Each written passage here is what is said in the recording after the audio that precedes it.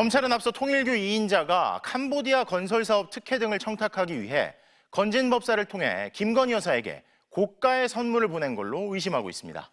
건진법사를 거쳐 통일교 측이 윤 전 대통령 부부에게 접근한 뒤 정부는 캄보디아에 대한 차관 지원을 늘렸는데 이런 식으로 공교롭게 맞물려 돌아갔던 과정에 실제 특혜가 있었는지를 검찰이 수사를 통해 밝혀야 할 것으로 보입니다. 류현준 기자가 보도합니다.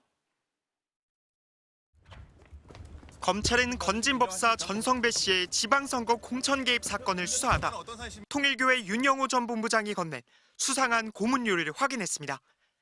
그리고 지난해 12월 윤 전 본부장의 서울과 아산 자택 그리고 집무실을 압수수색해 김건희 여사 선물을 전달한 정황도 포착했습니다. 검찰은 당시 통일교회 2인자가 윤석열 전 대통령 부부를 만나기 위해 건진법사를 통한 것으로 보고 있습니다.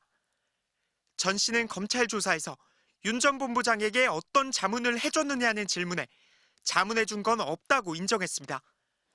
전 씨는 2014년 김건희 여사의 코바나 컨텐츠 고문을 맡았고 지난 대선에서 윤석열 후보 선거대책위원회에서 활동하고 서울 양재동의 비밀 캠프를 주도했다는 의혹도 받고 있습니다. 검찰은 통일교가 당시 캄보디아에 추진한 아시아 태평양 유니언 본부 건립을 위해 윤 전 대통령 부부에게 정부의 공적개발 원조 지원을 청탁한 게 아닌지 의심하고 있습니다. 윤 전 본부장은 대선 2주도 안 돼 윤석열 당선인과 독대를 했다고 했고 공교롭게도 정부는 윤 전 대통령 취임 이후 캄보디아 처관 지원 한도를 대폭 늘렸습니다. 그해 11월 김건희 여사는 윤 전 대통령과 함께 캄보디아를 찾아 배우 오드리 헵번을 떠올리게 연출했다는 논란이 제기된 사진을 찍었습니다. 순방 한 달 뒤 윤 전 본부장은 건진법사에게 큰 그림 함께 만들어보자며 부동산 개발 대출을 두고 산업은행 등도 논의 대상이 될 수 있다는 문자를 보냈고 통일교는 이듬해 사업 계획을 공개했습니다. 메콩 피스파크 프로젝트는 이미 실체적 건립을 위한 대항해가 시작되었습니다. 국가 단위 ODA 연대 프로젝트로 진행될 이 프로젝트에 대한 검찰은 김 여사가 선물을 건네받았는지와 함께 실제 통일교를 위한 특혜가 있었는지를 살펴보고 있습니다.